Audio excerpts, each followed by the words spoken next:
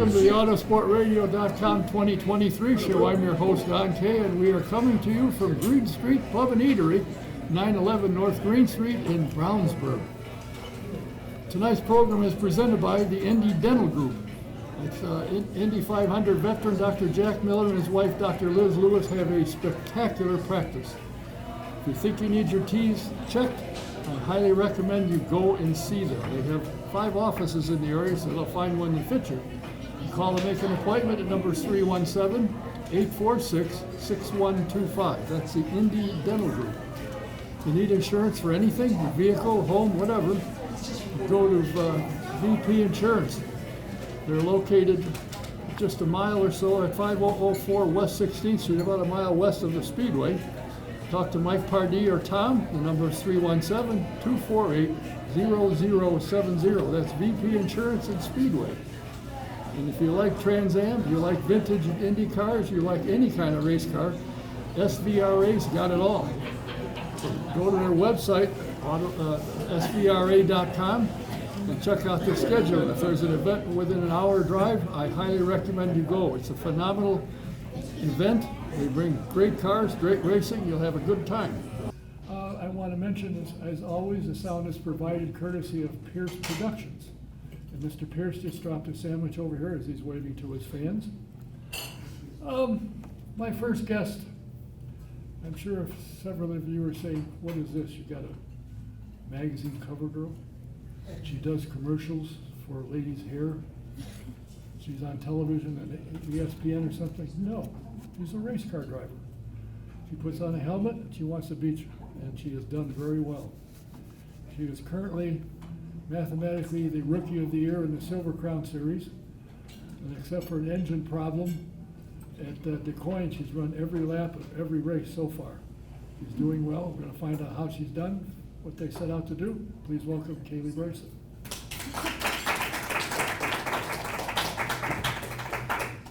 When you started the season out, you guys had a plan of what you wanted to accomplish. How have you done with that plan so far?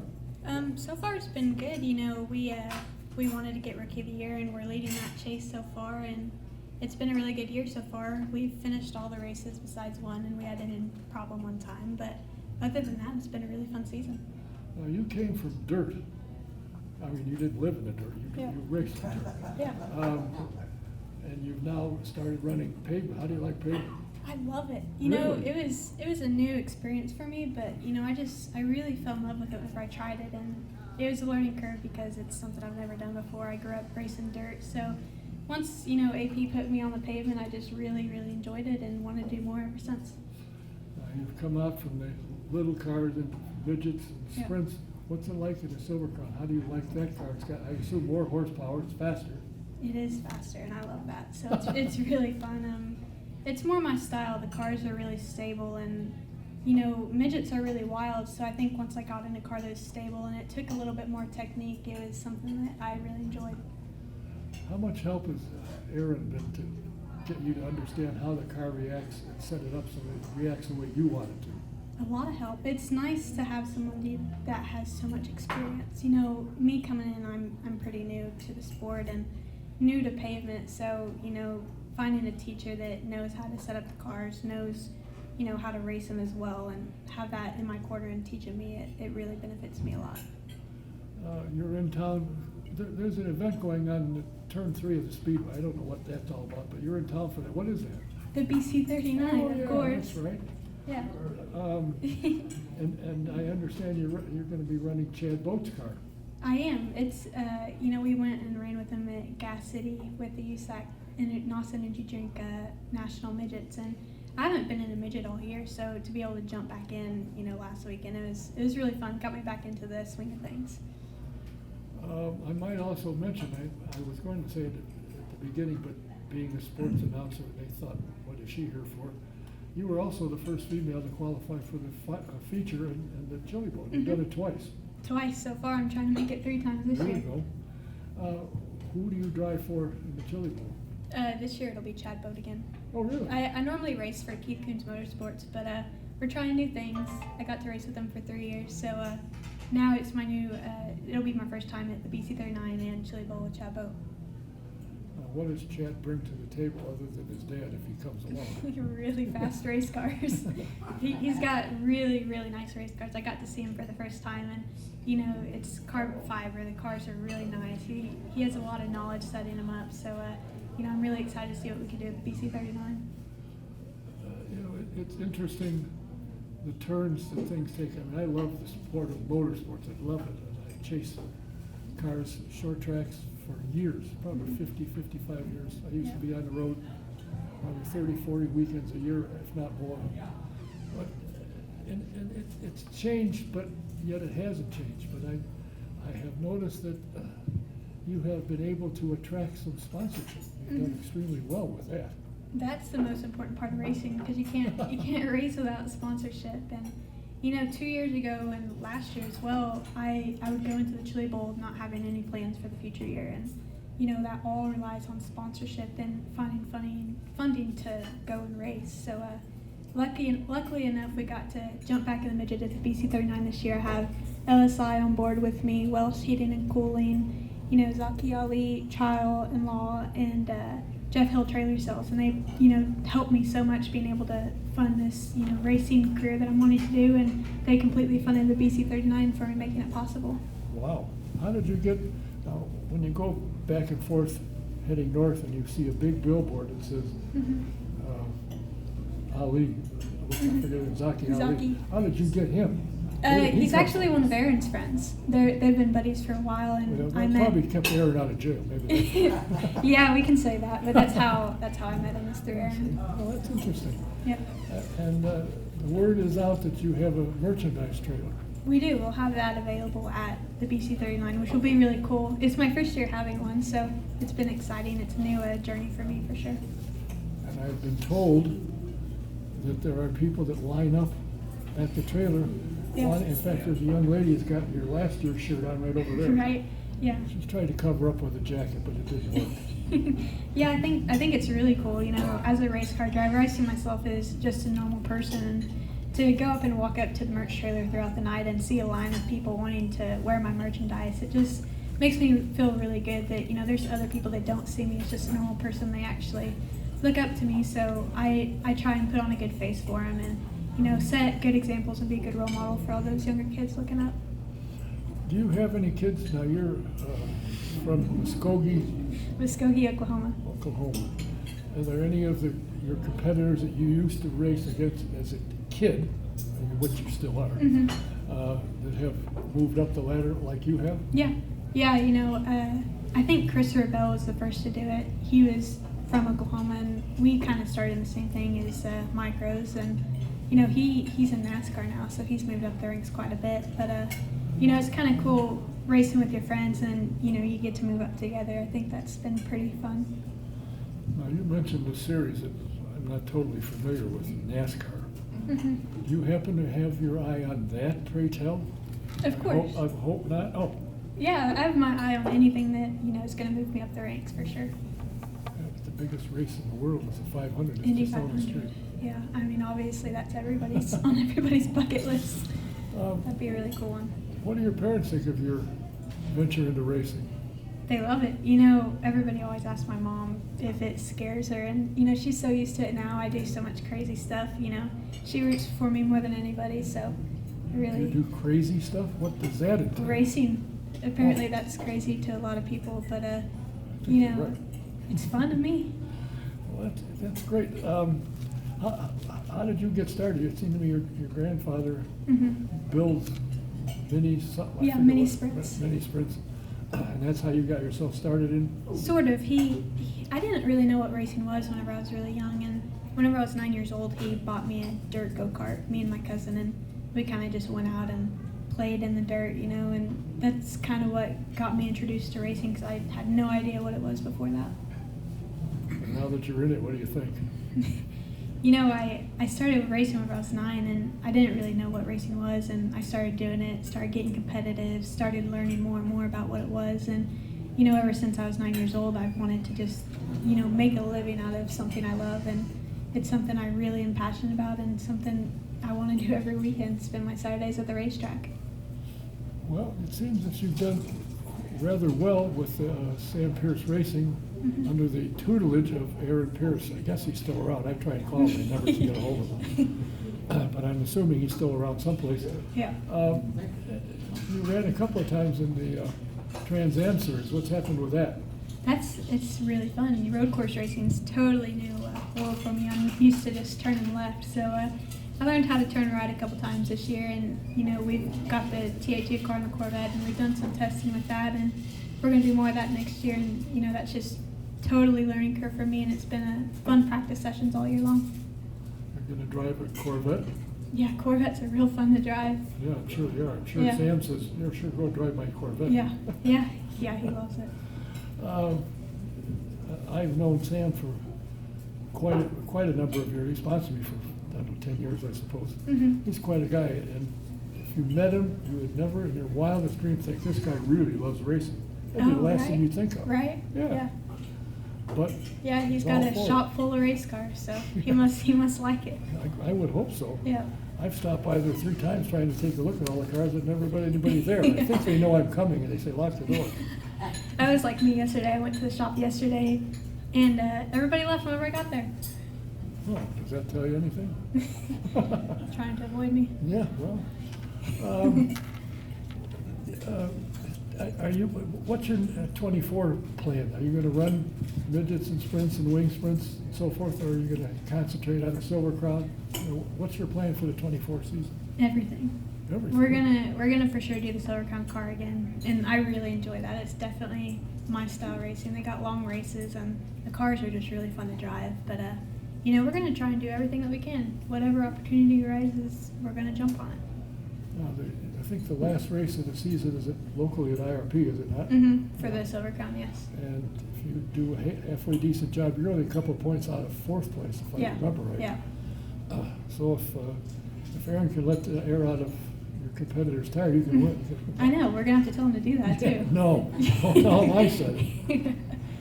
Because he put something on Facebook about how he's managed to damage a few street cars, and I reminded him that he damaged the pace car at Speedway. Oh yeah, you can't let him live that down. Oh geez, I don't. I said, oh, not again. Yeah. Anyway, has your preference shifted from dirt to pavement, or do you like running both? Whichever one, you don't have a preference? Well, I really like pavement right now, and I never would have thought that I'd ever say that.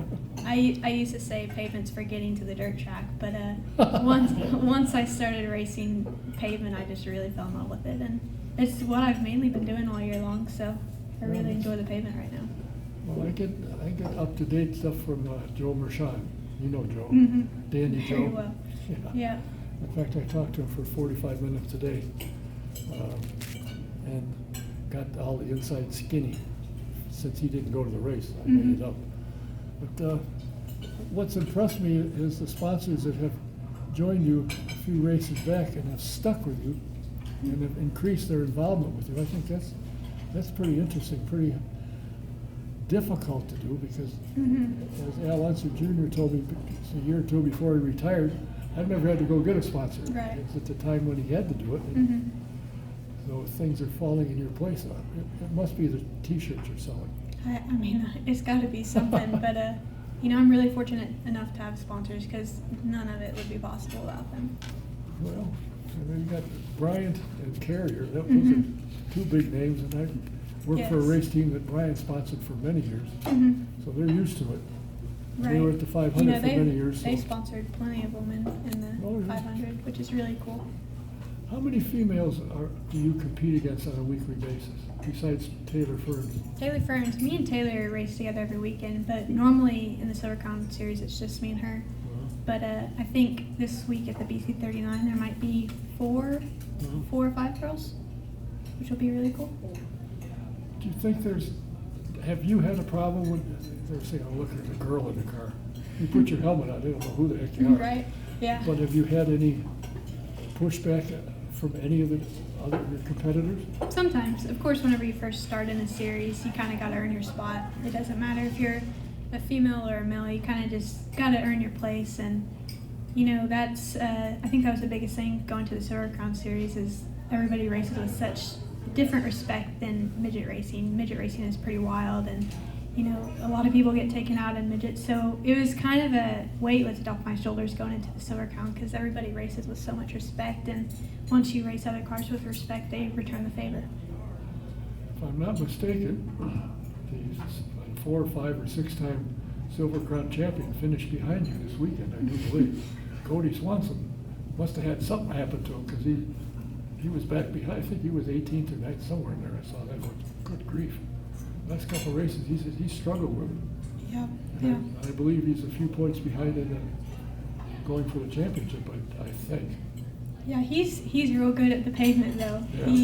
He wins about every race we go to. So, I mean, it's kind of cool just going out and, you know, pace laps with him, and I'm sitting there trying to keep up with him. You know, he's someone that I try and, you know, learn off of because he's really experienced. He's got so many titles with the USAC Silver Crown series. I think that's pretty awesome. He's got more wins, I think, and more championships than kids like A.J. Foyt and Right. Al Unser, Yeah. and some of those kids used to do it. Right. He's done really, really well. You know, I think it's interesting for a young lady like yourself to be a full-time competitor and so devoted to it. I know when I talk to anybody on the team, they say, "Are you kidding? That's all she wants. She wants to win." And do you think that your cars are such and your experience is such that winning next year should be part of your program? Oh, absolutely. You know, this year, you know, we've kind of done things that we're not used to, so it was hard to really get on any wins. But Rookie of the Year has been really good so far, and hopefully we have a good run at IRP. We'll get top 5 in points, and, you know, it's been a good year. We've learned a lot. I feel like my level of experience has, you know, improved so much throughout the year, and I think we have a lot to show for it. So I'm really looking forward to next year whenever we can, you know, capitalize on everything we learned. Well, as you may know, it gets cold up here, and occasionally you have to get out a snow shovel, so the racing kind of goes. But down in Florida, they have a number of events. Are you planning on going down there? For the sprint cars? Sprint cars, midgets, or whatever they run. I think they got a midget series down there, I think. Yeah. Are you going to go down there and run? I think we might hit up Florida for sure. I know. I think after this weekend, after the BC39, we'll be running a pavement midget for Seymour Racing. I think that'll be really fun. I haven't got to race a pavement midget, so Really? yeah, I've practiced one, but we've never got to race one. How did you like getting off the dirt and onto the pavement? I love it. Really? Open wheel on pavement is really fun. I enjoy it a lot. Yeah, but when you're used to being on the dirt, you can slide the car. You can't slide it on pavement very It's well. not good. You're ruining your tires if you're doing that. Real quick. You know, it just amazes me how successful you've been and what you've accomplished, and the following. You've got quite a following. You have an Instagram or whatever it is where you have 50,000 followers. Right. Yeah. Do you? Yeah. Which one do you have? Because I don't know how to I find have. You can find me on Facebook, Kaylee Bryson Racing on Facebook. I think we have 45,000 right now. Well, some of you people are missing out. Could be 45,020. Really? You keep a lot on there? Do you do it yourself? I do it all myself. It's important for sponsorship and getting your name out there. That's really the main reason I want to stay on social media. That's a good idea. You're not on X? Formerly- Twitter. Oh, I forgot it. That X is Twitter now. You know, he's got a son, I think. His name is X. X? I just heard that. And I thought, you got to be kidding. I And don't the think I've other ever two- met anybody with the name X. Nobody has. And his other 2 kids are just as off the wall. Right. Anyway, I think you ought to go after him for a sponsor. I know, that'd be great. Elon Musk. Yeah, he's got a couple He's got bucks in him. spaceships and everything. Oh, yeah, he'd go faster than I'll get out. When you started racing, what was your dream when you first started? Did you say, well, this is fun, I'll stick with this? At what point did you say, wait a minute, I can make a living doing this, I'm doing fairly well? When did that occur to you?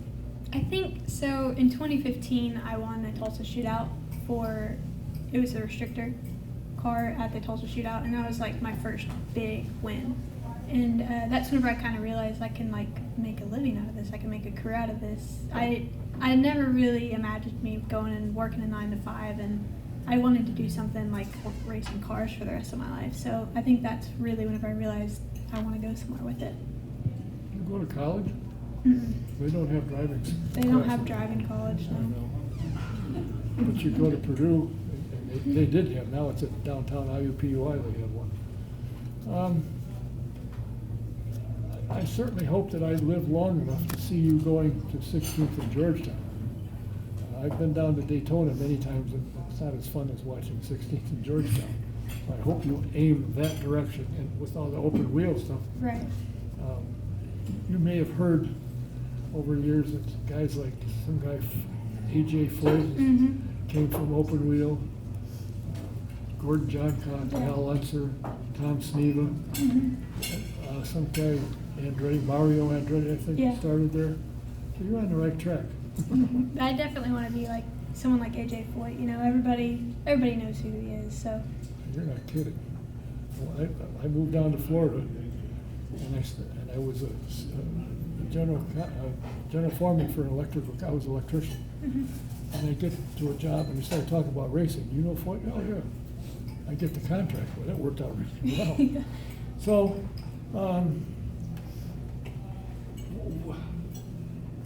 The car that you're running at IRP, do they have both dirt and pavement cars? They're two separate cars. That's what I mean, they have two separate cars. Has it ever been determined that Aaron, the word was that he feels, or somebody feels he's won over 100 races of everything. I mean, everything. He's in sports cars. Every car he's been in. Yeah, everything. He's at one time or another, he's won them all.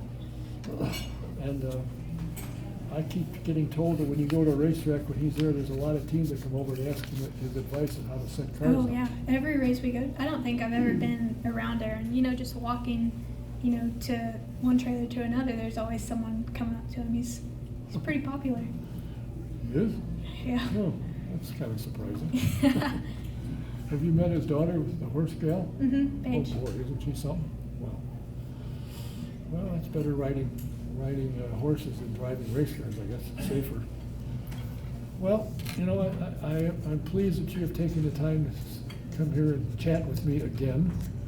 I had an email from somebody who said, "Haven't you been there before?" I said, "Yes." But this time she's coming as the Rookie of the Year in the Champ Car, and potential, if things work out at IRP, could finish 4th in the national championship. That would be phenomenal. That's phenomenal for your first year in these cars. Unbelievable. Thank you. Well, and the last time I heard you were in town, you had a motor on. Now you're in a car. What happened? You got demoted? Yeah, we got demoted a little bit. We got demoted to a hotel room. So. Oh, that's terrible. Oh well, listen. Wish you nothing but the best. I know there's a number of people here that will be out at the BC 39, and your car number is 89. It'll be a blue and yellow car, 89 LSI on the side. It should have a bunch of stickers with your sponsors. A bunch of stickers, yes. Well, I think that's amazing. And if you get a chance, go find her merchandise trailer. You'll look good. She looks lovely with that shirt on. I love it. They tried to get one for him, but you don't make Whopper sizes, do you? Oh my goodness. We make all sizes. Okay. Well, thanks for being here. Thanks for taking the time. We wish you nothing but the best. And hopefully, the next time you're in town, next spring or something, we'll capture you again. Yeah, absolutely. Thanks for having me. It's a pleasure. Please say thank you. Kaylee Bryson.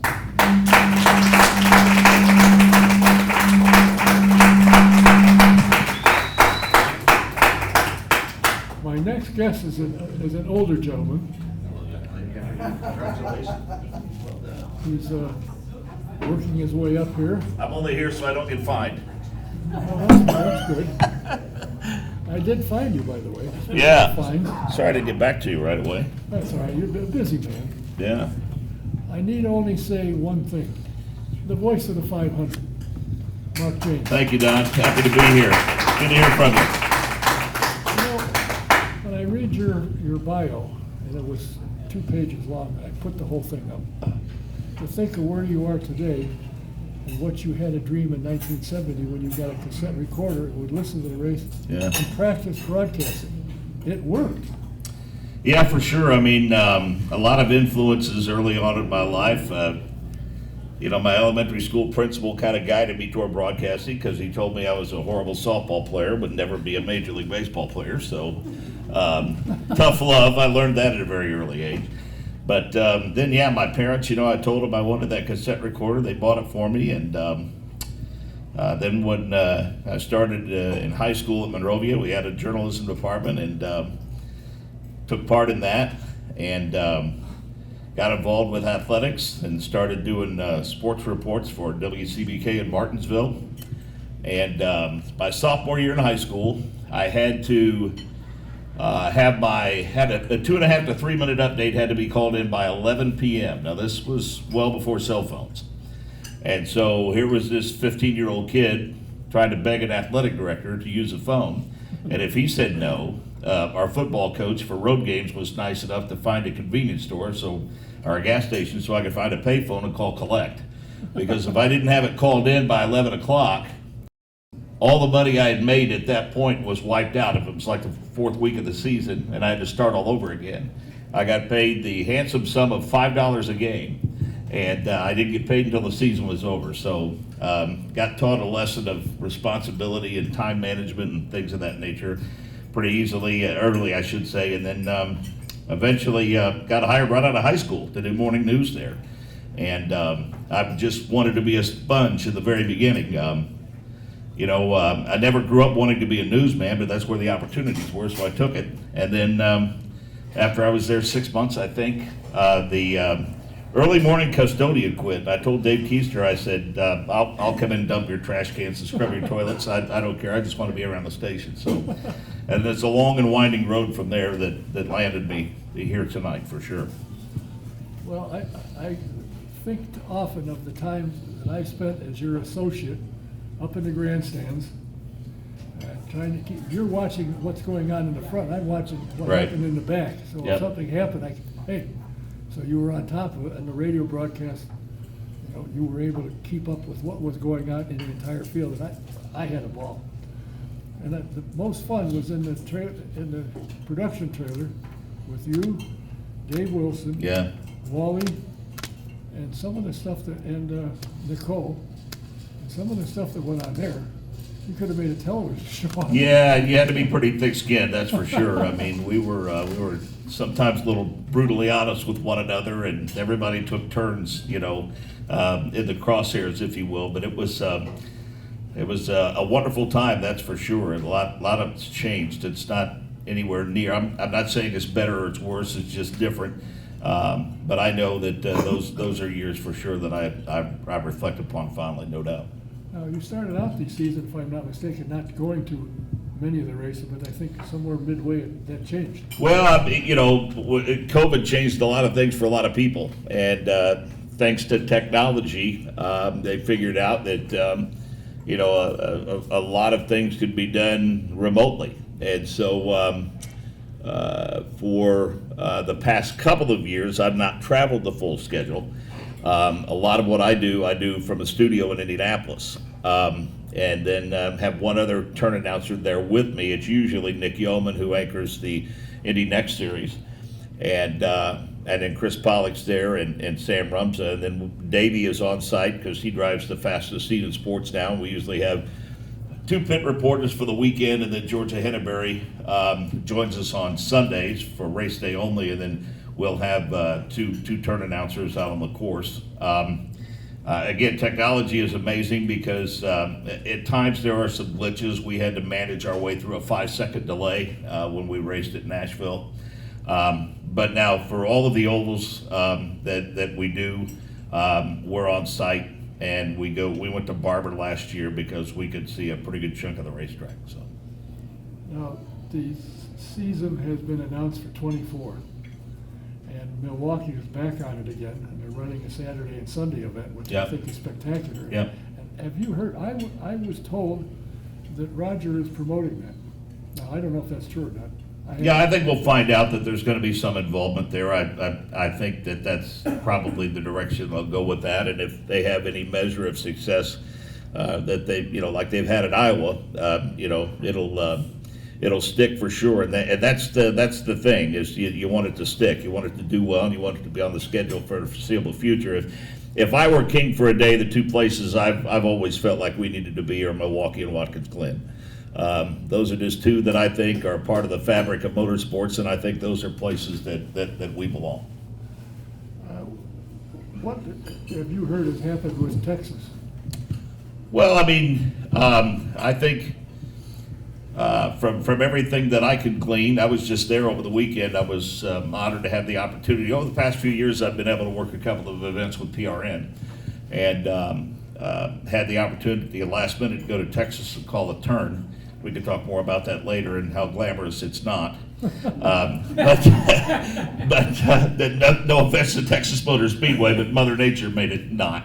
I think for all intents and purposes, everybody wanted to continue and wanted to continue with the date, and I think that once NASCAR made the decision to remove that as a playoff race and move it to a date very similar to the one that IndyCar and Texas Motor Speedway had agreed upon. I mean, at the end of the day, it's a NASCAR track.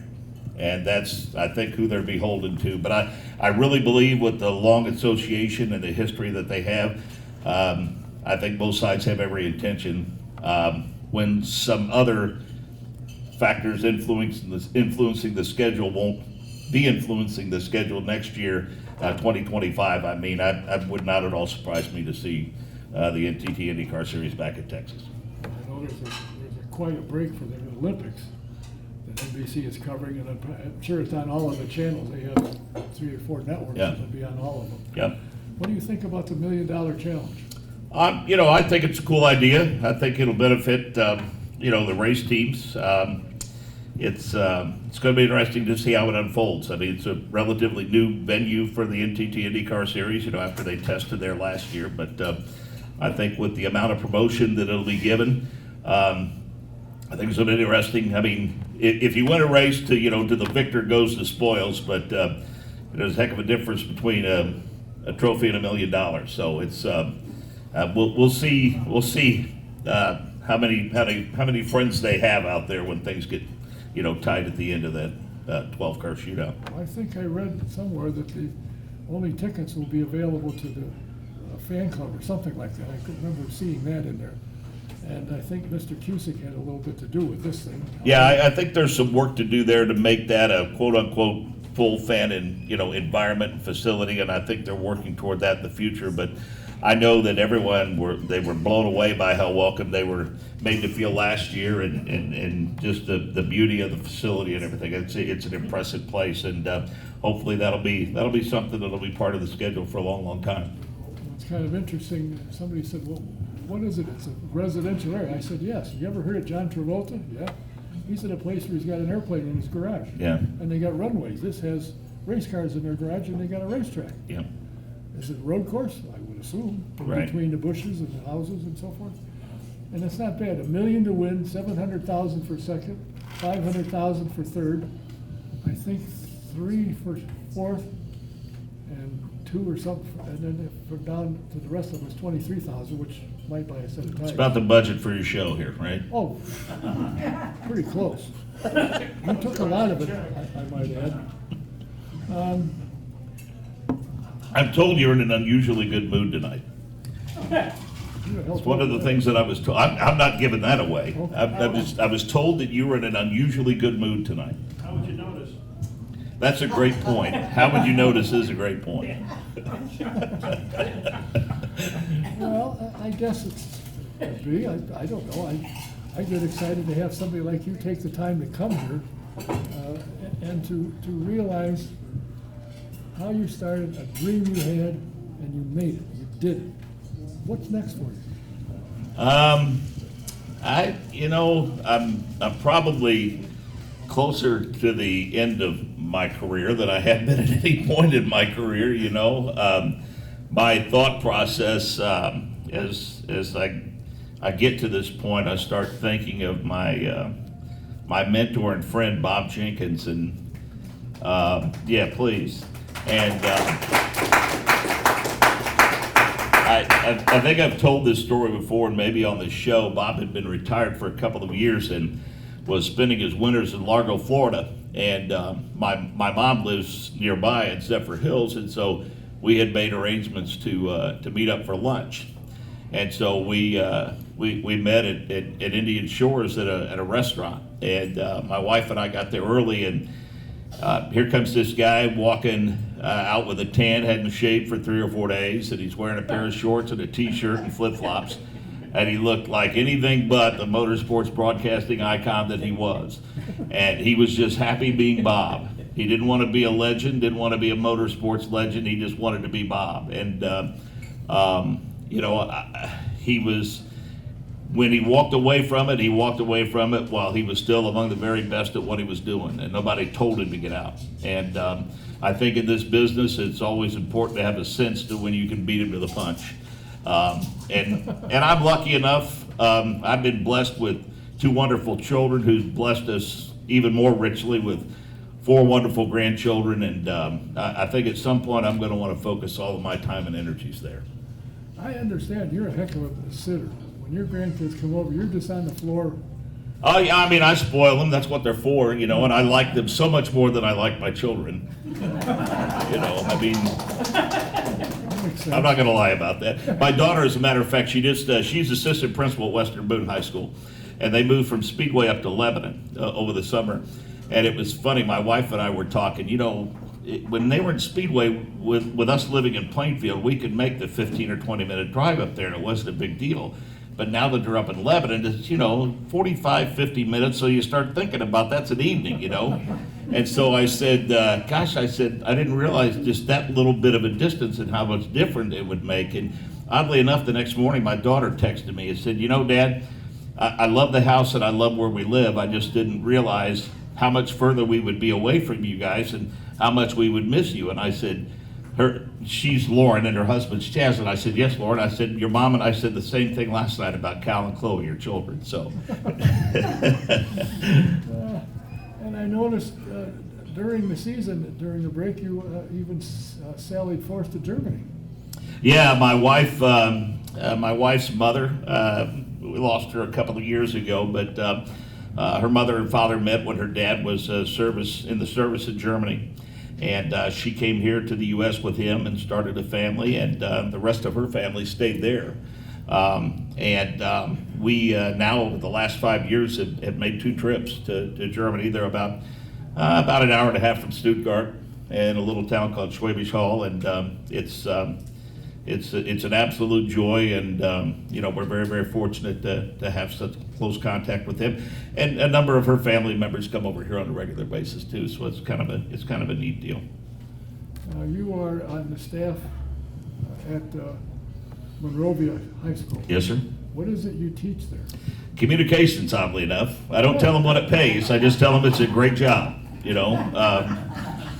6 years ago, I was at Beech Grove High School, and the administration at Monrovia asked me to come back there and start a communications program. And so my first year, I had 1 class with 10 kids, and now we're up to 5 classes and 70 kids. I had 6 seniors graduate in May who are now in telecommunications programs at various colleges and universities. October 3rd, I'm taking 10 juniors and seniors to Ball State to their communications program, where I have 5 former students enrolled, and they'll all be together there at one time. It's extremely rewarding. I've got great kids. Our superintendent, Dr. Kirk Freeman, and our principal, Mike Springer. I don't work for them, I work with them. And they support us incredibly. I've had the opportunity the last few years to have some of my students come up and intern with us in the month of May, which is cool. And so, yeah, we're doing what we can to try to influence and encourage the next generation of broadcasters and teach them that it's a pretty nice way to make a buck, really. Well, I feel kind of left out because I've been hanging around you for 25, 30 years, and look where I am. I haven't picked up a thing from you, I don't think. You've done okay. You've done okay, I think. Well, Wally never called and said, hey, somebody's missing, can you come in? I mean, this woman is a saint, first of all. I mean,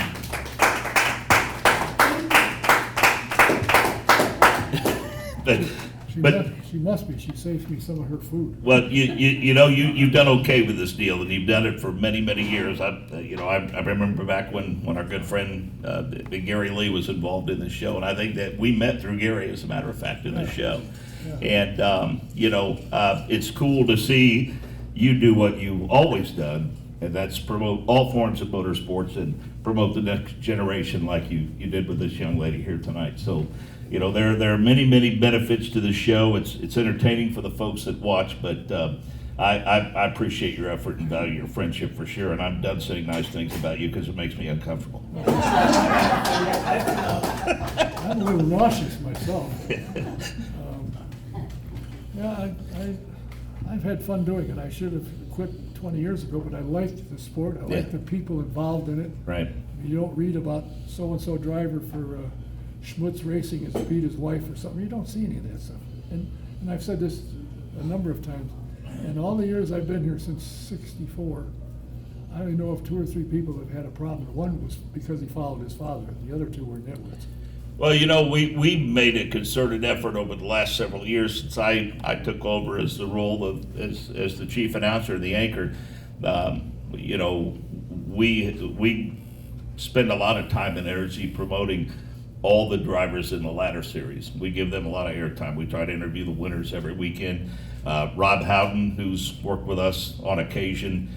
I mean, there's a lot of guys in the NTT IndyCar series that once upon a time, Rob Howden handed those guys trophies when they were in karting. Yeah. And he's kind of our conduit to that world and really gives us, a peek at who's coming and who we should keep our eye on. And he's been spot on, most every time. And I think it's important for us to do that. I mean, if we can help them at all, we try to help them any way we can, get the word out. And we even tell them if you have a sponsor at the racetrack and, we want to bring sponsor by the booth, we want to talk about their business, whatever the case may be. I mean, we offer that to all of our race teams at all levels, just to kind of make sure that the sport continues for sure.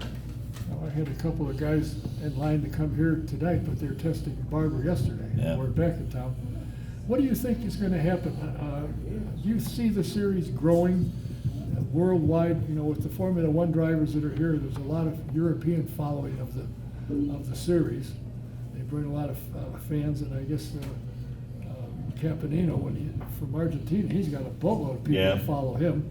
Of course, there's a boatload of them that don't like his teammate. They don't hesitate to tell him that, which is unfortunate in my opinion. But what do you think the series is? Is it heading in the right direction? Yeah, I mean, I think for all intents and purposes it is. I really do. I mean, if you look at the car counts alone, those are strong. I mean, we had 19, 20, 21 car fields just a couple of years ago, and there's some tracks there's a concern that if they get another couple of entries here and there, they're going to have issues with space in the pit. So in that regard, yeah. And I think, NBC has been a tremendous television partner for the series. And I know that, their numbers were up this year. I know that we have more programming now on SiriusXM than we've ever had.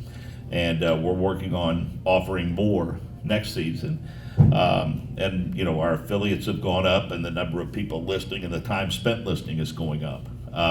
And yeah, I mean, it's interesting that you mentioned, Augustin Canapino and Callum Ilott, some of the other drivers. I mean, there is a set path in place. If you go up through the series and Indy next and then the IndyCar, but it's clear now that there are young drivers, up and coming drivers in other forms of motorsports worldwide that get to a ceiling with other forms of racing and can't get any higher, and they see they might have an opportunity here. I mean, 5 years ago, no one had ever heard of Alex Palou, and look at where he is now. So, there's talent. There's Scott McLaughlin's now. I mean, people had heard of Scott McLaughlin, but I mean, look at the impact that he's had and his name has had. And you mentioned Callum Ilott and others. So, yeah, what that does, that makes it even tougher for the drivers in the Indy Next Series to impress those team owners. So, if you can continue to work on these driver development deals like Kiffin Simpson and others have done, that puts you ahead of that game for sure. Well, I've been told that there's a chance of at least one car, possibly 2, that could join next year. And as you said, the concern is there's several tracks we can only put 24, 25 guys, and that's it. Yeah. So I have to. And I don't think anybody wants to be to the point where they're sending cars home for sure. Not anymore. When I No. came here, that was Right. That happened all the time. If Yeah. you didn't qualify, so be it, work harder next time. Yep. But they don't want to do that with the amount of money invested in the teams and sponsorship and all that kind of thing. And I think, and I'm working on it, something that I think IndyCar needs a television program, a weekly show. Look what it's done for Formula One. Look Yeah. at Toledo. And Yeah. And NASCAR's all over the place. There's a lot of layers to these onions, and a lot of it involves money, and time and energy and effort. So, all of these are things that I think that are discussed in meetings pretty consistently in the confines of the series. It's just, there's a lot of layers to it. It all has to make sense, and the dots all have to connect, and hopefully at some point they will. Because I agree with you. The more people that you can expose to the series, the better off you are in the long run. But it's got to be done right. It's got to be done with a partner that makes sense too. I think what you bring to the table is, when you ask Davey a question, you let him answer it. If he says something, he can explain what he's talking about, so a listener understands what oversteer, understeer, and that kind of thing. And I know Scott Goodyear used to get blasted for saying that every race. He said, "There's people watching that don't understand." No, If you're they right. don't, they'll turn it off. So you got to explain what you're talking about.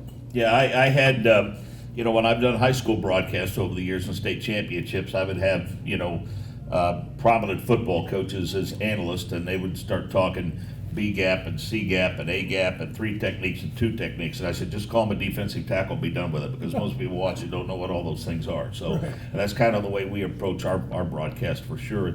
We try to present things in the simplest form possible. We don't assume that everyone knows, everything and all the verbiage and the phraseology and all the technology and everything behind it. We try to simplify it as much as we can. It's kind of interesting that Davey, working with you, and I think the two of you are ideal,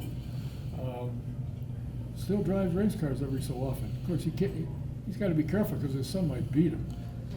Yeah, I mean, we've had a great relationship over the years. We've worked together on a couple of occasions. Over the years that I have done this, especially as an anchor for then Indy Lights, now Indy Next, I mean, I worked with Pippa Mann, I worked with Zach Veach. Kyle Kaiser worked some races with us. Charlie Kimball's been with us a couple of times. I went through a stretch there, though, that I was really very fortunate. I mean, Davey's career path took him elsewhere, and we had basically introduced the world to Anders Krohn as an analyst, because we needed him to do a lights race with me at Baltimore one year. And he wasn't in the car, and I had talked to him a couple of times, and so I asked him to do it. And he did such a great job that when Davey was going to take another path for a while, Wally Levin, our network director at the time, said, "Who do you want?" And I said, "Anders Krohn." And so then when Anders decided that he was going to move on into other ventures, literally the day he told me, it was at Laguna Seca, the day he told me that, Davey had come to Wally and said, "Hey, I think I want back in if I can get back in. I don't want to run anybody out." And within 15 minutes, we had him back. So didn't skip a beat. So I was pretty lucky in that regard. I haven't talked to Anders in a while. Now, he said he comes. So I'm in May. I missed him. I was supposed to see him, and I missed him somehow. I was where I thought we were being. He was probably busy making money doing something. Well, he's moved back to his home country with his family, and he's doing really well. Of course, anytime that Steph Wilson's involved in attempting to make the Indy 500, Anders is going to be here to support him. They're obviously best of friends and brothers. And no, Anders is one of my favorite people of all time for sure. I had a lot of fun with him. But I understood he made the decision that was best for him and his family. We were lucky to get Davey back. So. And if I'm not mistaken, from my communication with Don Cusick, he is anticipating the possibility he'll run full season next year, and he's also mentioned getting a next car. And I said, "Do you have one?" He said, "We'll make it happen." Yeah, that'd be good news. Well, poor HDM, they've only got 8 or 9. So Yeah, that's right. a little competition would be nice. Yeah. And I'd like to get a hold of the young man that just signed with HDM that won the Indy Pro 2000 series. I forget his name, Miles something. I can't remember. Yeah, Miles Rowe. There's a lot of talented young drivers coming up through that series for sure, and it's going to be interesting. The changing of the guard, if you will, has been not as abrupt as it has been in past years. I think it's been a slow and steady progression, and I think it's going to continue. I mean, nobody outruns Father Time in terms of your abilities as a quarterback or a shooting guard or a baseball player, whatever the case may be. But the important thing is that we continue to cultivate top young talent and give them the opportunities when they're needed to come up and take the baton from the legends of the sport. Yeah, and I think some of the legends are starting to realize that maybe it's time to pack it in, so it gives a few seats are opening up for these young kids coming through, because the next series has got some good drivers. Yeah, and it's interesting this year when you get to St. Pete. I mean, that spotter's guide and that race program, it might be in as much demand as it's ever been. I mean, there's going to be a lot of familiar faces, but I think Penske might be the only team that has the same drive intact in 2024 that they had this year for various reasons. So that's a lot of turnover. But the interesting thing is, Eric, I forget, he just left Ganassi, went to Andretti. Oh, Marcus Ericsson. Marcus Ericsson moving on. Have you heard what's going to happen with Romain Grosjean? Nope, not yet. I haven't heard a peep out of that either. I think you can kind of connect those dots. Okay. We know where he won't be. Yeah, sure. Well, now he's got an airplane and a house in Florida. He probably need a job. Well, here's the thing. Change is, it does, that's the difficult thing. And Davey and I have talked about this many, many times. Well, you can't create chemistry. I mean, it's either there or it's not. And history, I think, is full of opportunities for drivers with teams that look like it would have made perfect sense and it should have fit. And for whatever the reason, it just didn't. It's nobody's fault.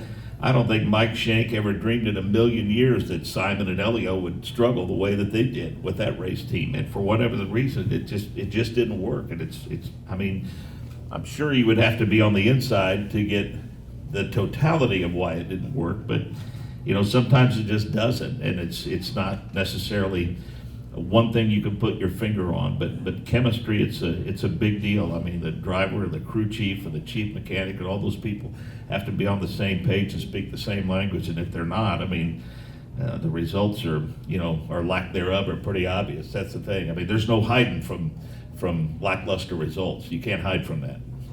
Do you think Simon will be back next year? Maybe not with Meyer Shank. I mean, I think a lot of it all depends on his health, Don, quite frankly. Oh, yeah, I mean, and he may be at a point in his career. I mean, he's former series champion, he's a former 500 champion in open wheel racing. There's not much left for him to accomplish that he hasn't already accomplished, and I don't think anyone would be surprised to see him, go down a similar path as Sebastian Bourdais and move to IMSA and, add another 5 or 6 years to his career. But I know this, for us, he was never anything but a gentleman in pure class to deal with. He really was, and I think he was a good ambassador for the sport. I know his dog was very popular for a number of years, that's for sure. And so, no, I'll tell you a little story about Simon Pagenaud. And it's a little thing, but to an old school guy like me, it speaks to their character. We were on the economy shuttle at Indianapolis International Airport, and this woman is sitting on this shuttle with 2 small children. And she gets up to get off the bus, and she's got 2 or 3 suitcases. It's just her and a stroller. And before anyone else could get up and help her, who do you think got up to help her? Simon Pagenaud. Helped her get everything off of that bus and said, "How close is your car? Can I help you get your kids?" I mean, that's all I needed to see about Simon Pagenaud to tell me what his character's all about.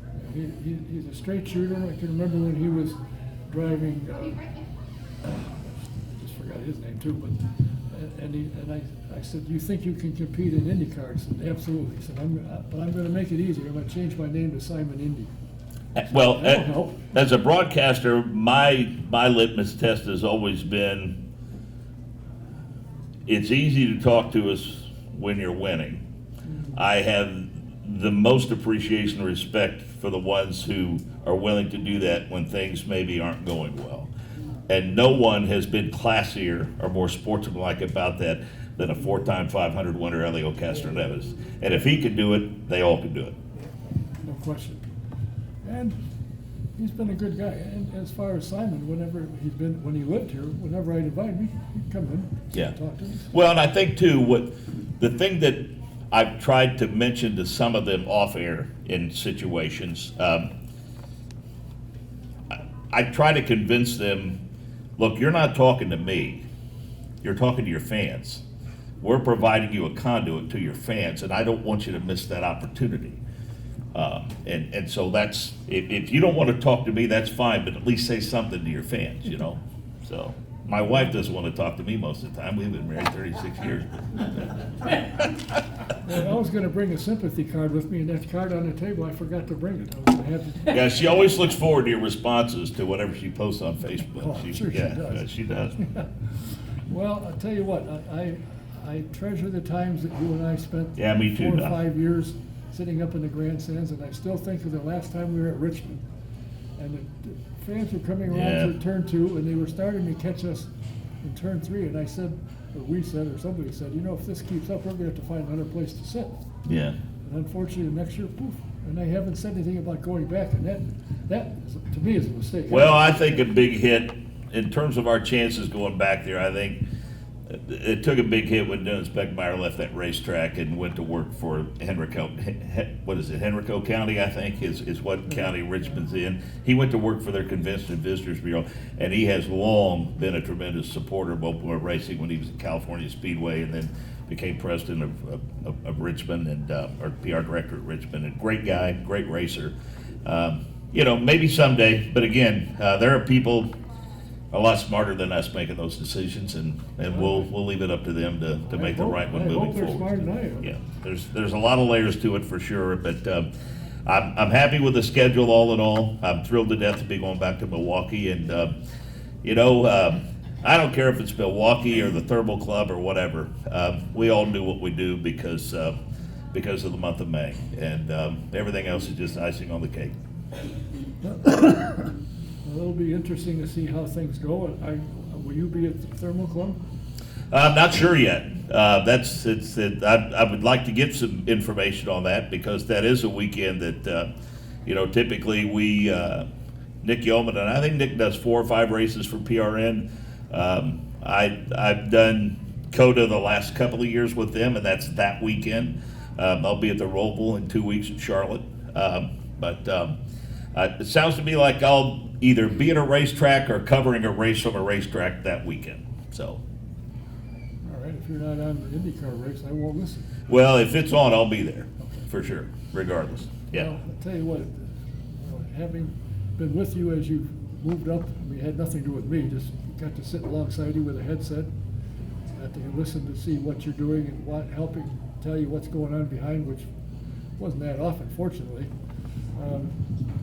And again, I say, I tried to learn anything, but I don't think I'm a good learner. You're a big help for sure. Always enjoyed having you with me. No doubt about that. Those are fond memories. Thank you very much. Well, all I can say is I appreciate you taking the time to come here. It's always a pleasure to talk to you, and of course, when you say you have the voice of the 500 here, a couple of people show up. Yeah, thank you. I appreciate that. I do. Thank you. Thank you all. Good luck to you, and All we'll right, talk Tom. to you next year. Mark Jaynes. Thank you. Our next program is scheduled for the 10th of October, and the second one in October is the 24th. And as of this minute, and that can change, there is a gentleman who is the president and CEO of Penske Entertainment. He has said he will be here. And some of the questions that we talked about tonight, like Richmond, some of the other tracks, how do you do it, what do you do, you might find out. I want to thank you for being here. Thanks for watching. Thanks for listening. Until the next time, Don Kay saying good night. We'll see you again.